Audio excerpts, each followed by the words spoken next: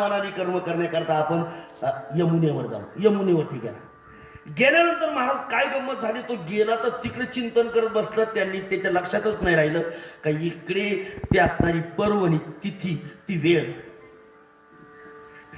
निघून चालली. मग आता काय केलं पाहिजे? मग तिथी ती विधी तो वेळ निघून चालल्यानंतर ते असणारा अंबरीश राजा त्या काकांना म्हणतोय, ब्राह्मण काका, काका काय करू, मला या सूर्योदयाच्या बरोबर लगेच माझ्या असणाऱ्या व्रताची परिसंगता झाली पाहिजे, भगवंताला भोजन दिलं पाहिजे आणि भगवंताला भोग देऊन मलाही लगेच जेवण करता आलं पाहिजे.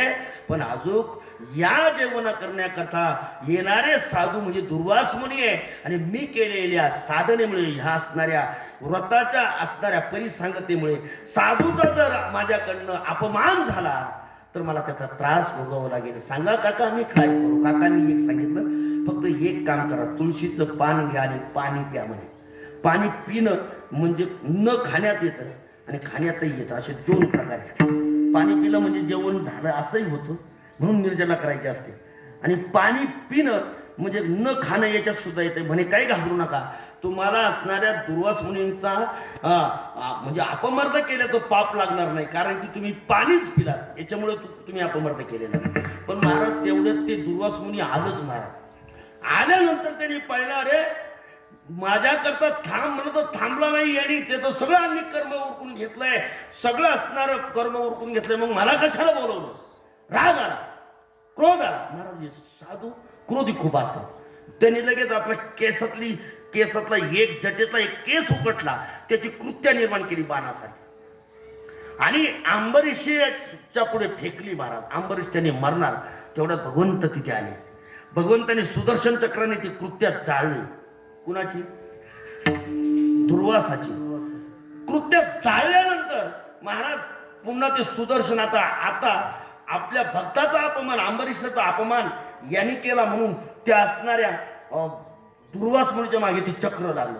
त्यांनी त्रैलोक्य हिंडला, परंतु त्रैलोक्यात म्हणजे हे भगवान विष्णूचं चक्र एक हातपात केल्याशिवाय मागे येणार नाही. आता ज्याचा अपराध झाला त्याची क्षमा मागायला जा म्हणजे तू परत अंबरीशाकडे आला. मी तुला शाप दिला होता 10 जन्म घेण्याचा, त्या टायमाला त्या अंबरीश राजाला 10 जन्म घेण्याचा शाप दुर्वासाने दिला. ते 10 जन्म भगवंताने स्वतःवरती घेतले. जन्म मरणाचं दुःख भयानक आहे, म्हणून ते भयानक असणारं दुःख आपल्या साधूला, आपल्या भक्ताला नको, म्हणून त्या परमात्म्याने स्वतःवरती घेतलं. 10 जन्म घेतले परमात्म्याने. मत्स्य अवतार कसा झाला ऐका, एका मिनिटात सांगतो. मत्स्य अवतार कसा झाला? ब्रह्मदेव निद्रिस्त असताना, प्रलय काळामध्ये निद्रिस्त असताना ब्रह्मदेवाची ती वेद हयग्रीव नावाच्या राक्षसाने चोरून नेले आणि तो जाऊन समुद्रात लपला. त्याला ते हयग्रीव नावाच्या राक्षसाकडून ते वेद चोरून नेलेले वेद आणण्याकरता भगवंताने मत्स्याचं रूप धारण केलं. त्याच्यावरती युद्ध केलं, त्या हयग्रीव नावाच्या राक्षसाला मारलं आणि तो अवतार धारण केला, तो मत्स्य अवतार. आता कच्छ अवतार म्हणजे काय? ह्याच दुर्वास मुनीने इंद्राला शाप दिला, तुमच्या देवतांची सगळी संपत्ती समुद्रात जाऊन बुडाली. महाराज याचा संधीचा फायदा घेतला दानवाने, राक्षसाने त्याच्याबरोबर युद्ध केलं इंद्राबरोबर. इंद्राची सगळी संपत्ती गेली. इंद्र त्या युद्धात हारला.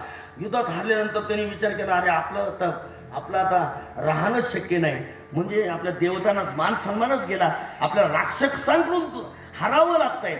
म्हणून त्या इंद्राने महाराज भगवंताचा धावा केला आणि भगवंताकडे गेल्यानंतर भगवंताने एकच सांगितलं, म्हणजे आता तू त्यांच्या बरोबर काय करायचा, सलोखा करायचा आणि दोघांनी समुद्र मंथनाचं करायचं. समुद्र मंथन करायचं, गेलेली संपत्ती आपल्याला वर आणायची, काढून आणायची.